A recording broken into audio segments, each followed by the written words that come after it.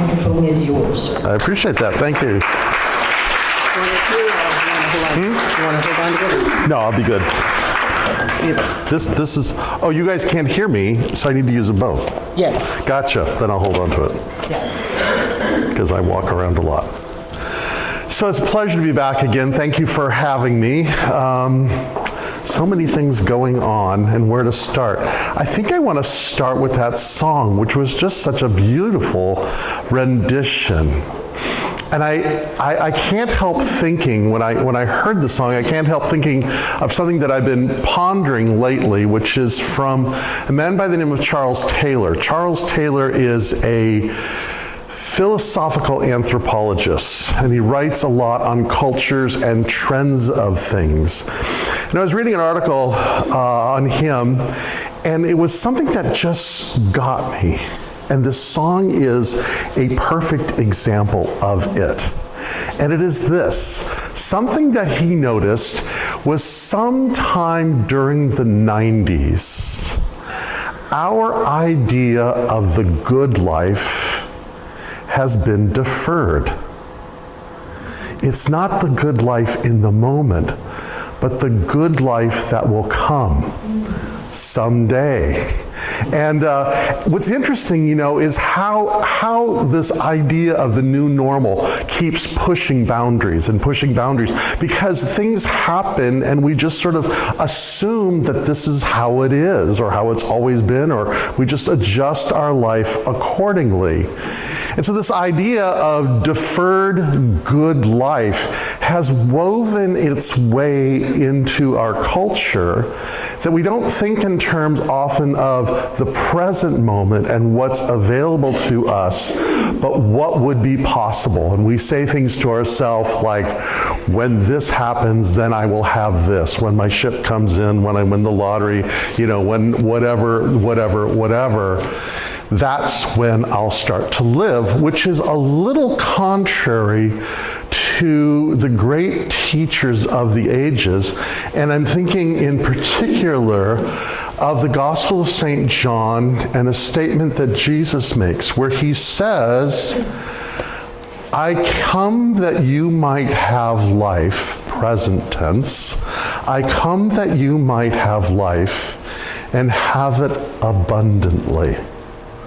Not in the future. And what he's talking about is this idea of what it means to live a life of spiritual abundance.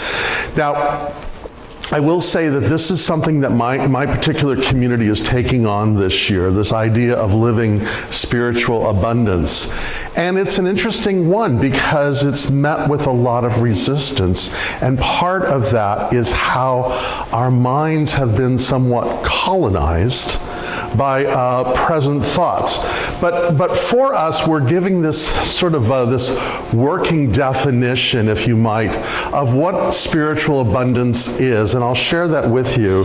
And it comes from a website called Living Marvelously. Somebody used their AI and found it, but I like it. It says this: spiritual abundance is the deep sense of fulfillment, peace, and contentment that comes from aligning with our higher purpose and trusting in the universe.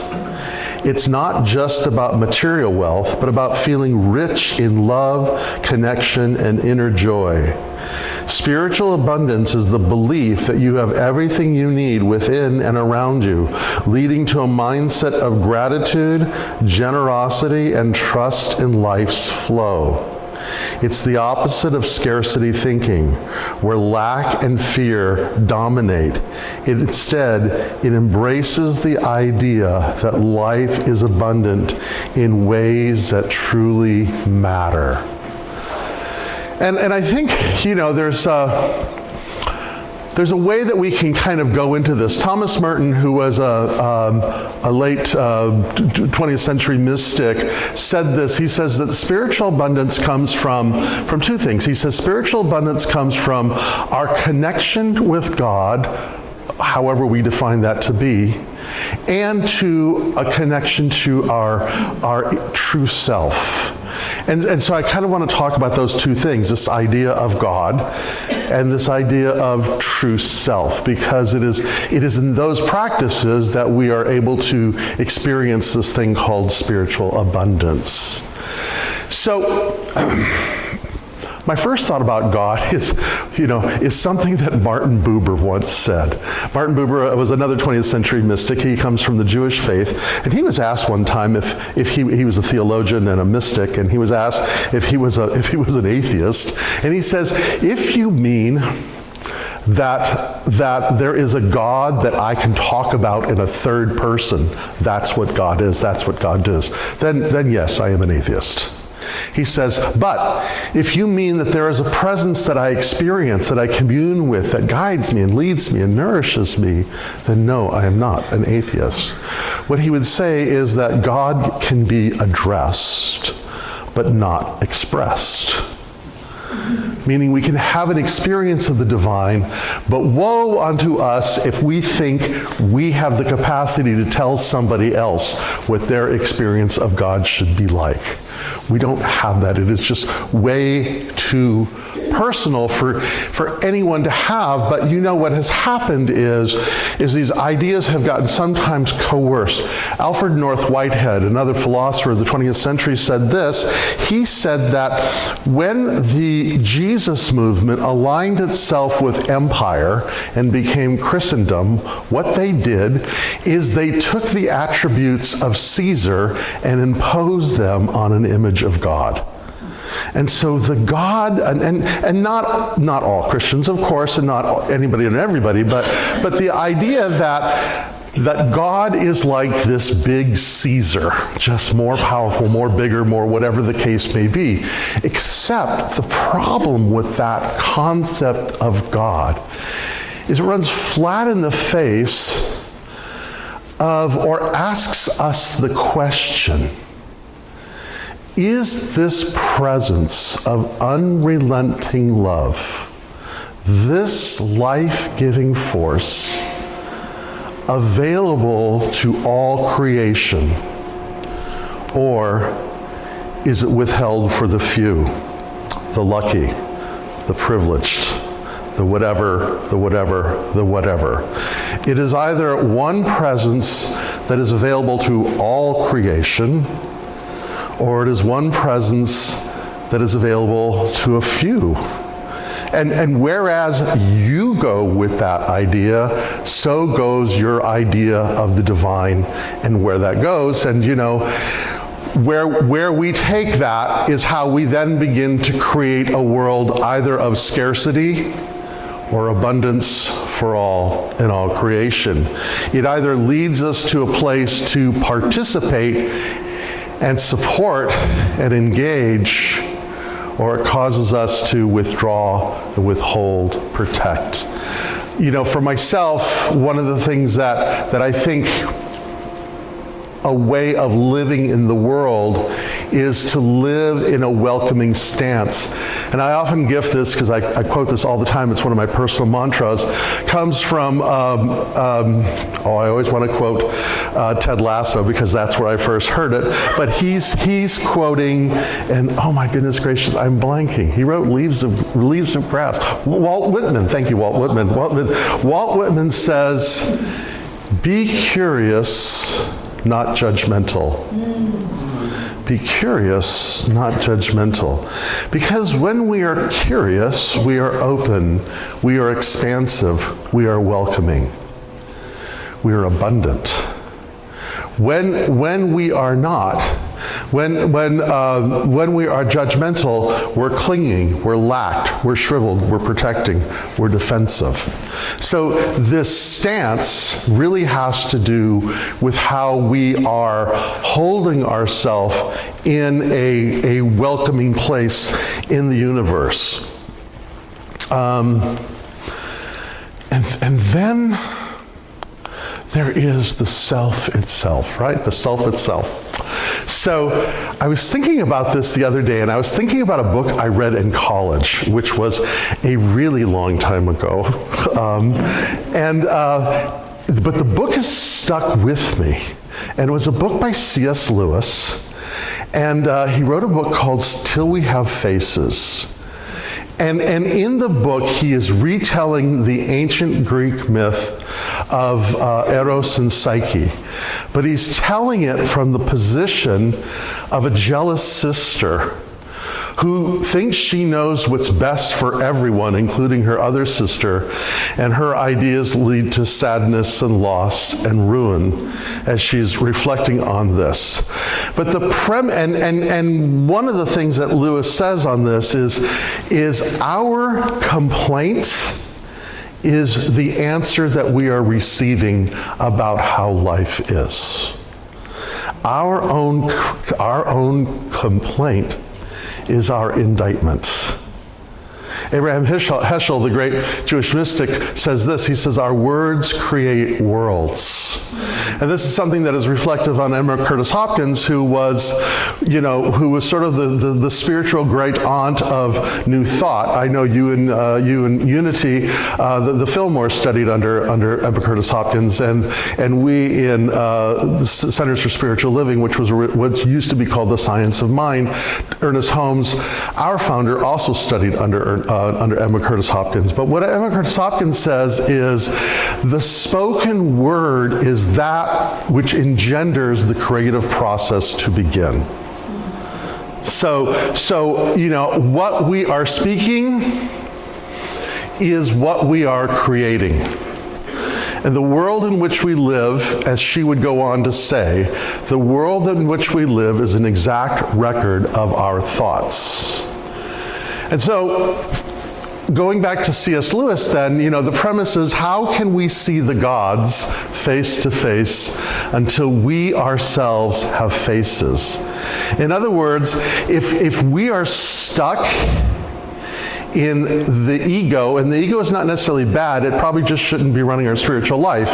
But if we are stuck in the ego, or if we are stuck in the false self, the self that believes that there's lack and loss and pain and poverty, sin and sickness, the self that thinks it's separate and has to protect, the self that is not curious but judgmental, we cannot encounter the true divine presence.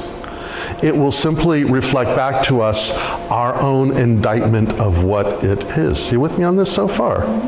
So then we go to this. So John Philip Newell, in his book, The Great Search, says this. He says, the greatest obstacle to the work of wholeness in our lives is the shadow side of our ego, when it tries to be the lord of the matter, as it were, in charge of the whole house, of being instead of simply a servant of the soul in the domestic quarters of our life.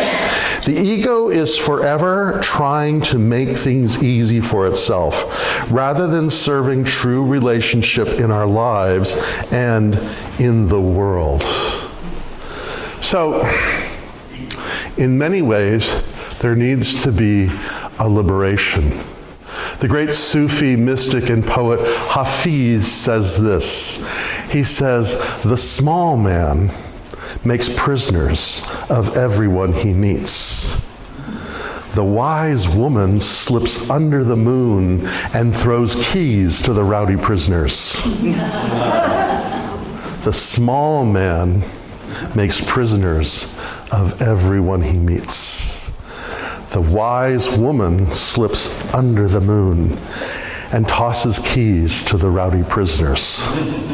So what we need is a good dose of the wise woman. We need a good dose of the keys that liberate us, as rowdy as we may be. I was thinking about this this week, and I was kind of going down memory lane, it seems, a lot this week. Charles Taylor, Till We Have Faces, and now this. So back in the 80s, I used to live down in Pacific Beach. And I used to love to go to the Hare Krishna temple. And it might have been because I just loved the ritual of it all, the beauty of it all. I would get up at 4 in the morning and go to something called Mangal Arti, because there was just something about the incense and the chanting. And who am I fooling? I was in my 20s and 30s, and they gave you free food. So and lots of it. So man, I'll chant, I'll dance, whatever. But so my house, interestingly enough, as it always has been, my house became sort of a haven for, heretical Hare Krishnas, as it were. And one time I remember having a conversation with this one guy, and I said to him, maybe this is all brainwashing. And he said to me, yes, but sometimes our brains need washing. Sometimes they do. And again, reflecting on Emma Curtis Hopkins, where she says, even after the storm, we need to clean the windows. Even after the traumas in our life, we need to heal that experience because it's still affecting how we see things. Do you know what I'm saying here? So, oftentimes in our lives, it is the trauma, it is the loss, it is the wound that runs our affairs. It's the fourth grader who didn't get Valentine's cards from the one person they wanted to, who's running our love life. Or the 7-year-old who had a lemonade stand that didn't do so good that runs our finances. Or whatever the case may be, what happens is we have this experience of loss, we have this experience of trauma, it comes into our bodies and all of a sudden our life changes forever and we're running our life from that position.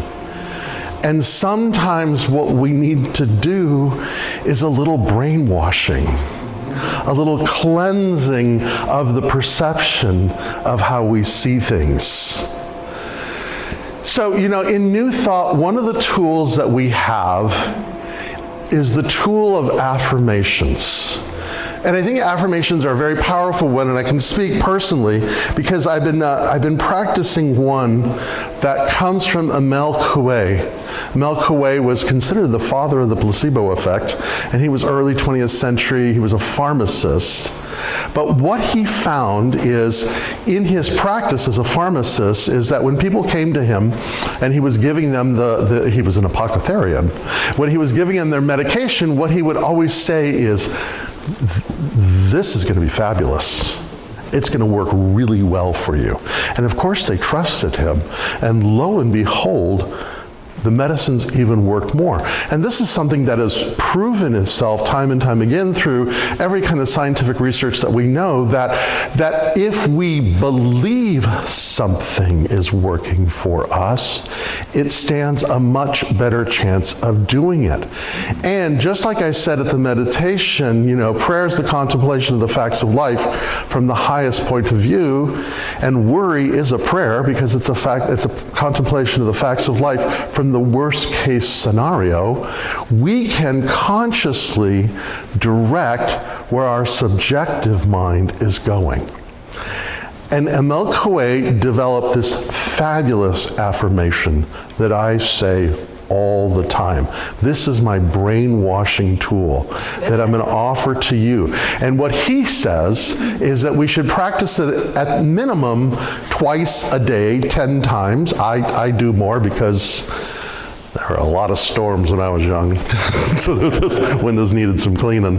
But what he says is he says, allow yourself to be in a hypnagogic state. I love that word, hypnagogic, because basically what it is, it's that threshold point.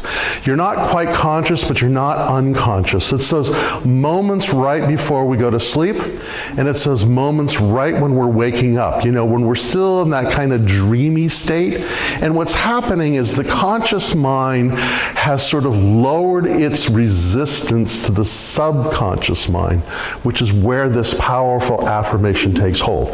So we allow ourselves to be in that place, and we say, and this is it, day by day, in every way, my life is getting better and better. Try that.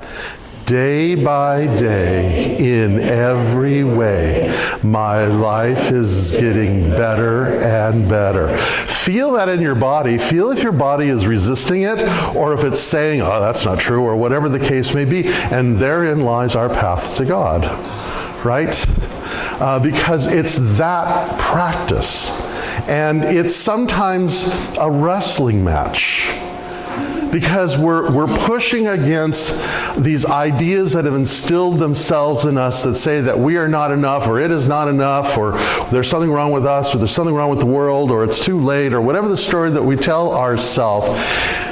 And what we are doing is agreeing to the race thought or the collective consciousness that pervades us, that says the good life is not for the here and now, but in some far distant future, which is contrary to what the teachings of Jesus or the teachings of Buddha have instilled. They have come to say, we have come to bring you life in this moment. You know, we are in very interesting times, are we not? Where it feels that time is speeding up. And as a minister and someone who is a student of the Western esoteric tradition, I get a lot of people asking me, what's going to happen? What's happening? What's going to happen? And what I say is, that's the wrong question. The wrong question is what's going to happen. The right question is, what's my assignment? And my assignment is to stay faithful to what matters. Ram Dass says this: whether this is the first day of the apocalypse or the first day of the golden age, the work remains the same: to love each other and ease as much suffering as possible. And that has nothing to do with what is happening in the world outside. That is who we've been called to be. If our idea of the divine is the unrelenting love that avails itself in its life-affirming ways to all creation and is not reserved for a few. And if our connection to this is from the place of us seeing our true self, that noble son or daughter of the divine who has been invited to co-create an unfolding universe, if that is it, then our assignment is always the same thing: to remain faithful to what matters. And what matters is to love each other, to care for each other. Period. End of discussion. So I leave you with a Buddhist prayer by Shantadevi, and it is this. And let this be our affirmation for the day. May I be a guard for those who need protection, a guide for those on the path, a boat, a raft, a bridge for those who wish to cross the flood. May I be a lamp in the darkness, a resting place for the weary, until all beings are freed from sorrow and all are awakened. Thank you very much.